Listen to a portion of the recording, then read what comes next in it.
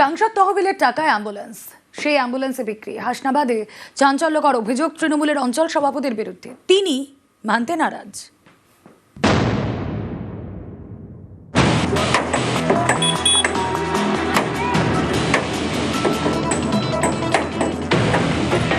ছেনি হাতুড়ি দিয়ে খুলে নেওয়া হচ্ছে অ্যাম্বুলেন্সের যন্ত্রপাতি, তারপর এসব বিক্রি করে দেওয়ার অভিযোগ। সাংসদ তহবিলের টাকায় কেনা অ্যাম্বুলেন্সের কাঠামো বিক্রি করে দেওয়ার অভিযোগ। চাঞ্চল্যকর অভিযোগ উত্তর 24 পরগনার হাসনাবাদে।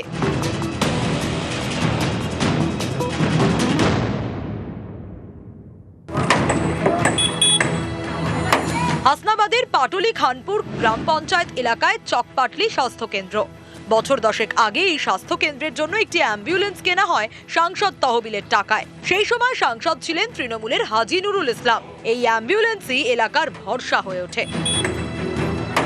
শুধু তেলের খরচ দিলেই যেতে পারতেন হাসনাবাদ অথবা বারাসাত হাসপাতাল, কিন্তু মাস 6 আগে বিপত্তি। স্থানীয়দের দাবি, অ্যাম্বুলেন্সটি খারাপ হয়ে যায়। গাড়িটি রাস্তার পাশেই চালা ঘরে রেখে দেন চালক।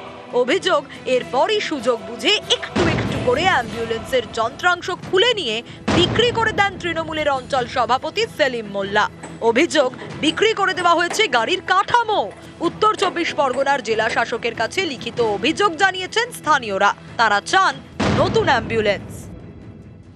অঘোষিতভাবে যিনি অঞ্চল সভাপতি অঞ্চল থেকে পরিষেবা দিচ্ছেন বা চালাচ্ছেন, তিনি হলেন সেলিম মোল্লা ওরফে পেন্টু মোল্লা। এনার নেতৃত্বে অ্যাম্বুলেন্সটাকে বিক্রি করা হয়েছে। আমরা জেলা শাসক হাসনাবাদ থানাতে জানিয়েছি, ভিডিওতে জানিয়েছি। অ্যাম্বুলেন্সটা কিছুদিন চালিয়েছিলাম, চালানোর পরে আমার এখানে খারাপ হয়ে পড়েছিল। তারপর তো এখান থেকে আমি সরিয়ে নিয়ে সাইডে রেখেছিলাম ওই জাহাজটা ওখানে। ওখান থেকে পার্টির লোকজন নিয়ে গেছিলো। এখন গাড়ি কোথায়, ওখানে ছিল গাড়ি, ওখান থেকে কি করলো কি না করলো সেটা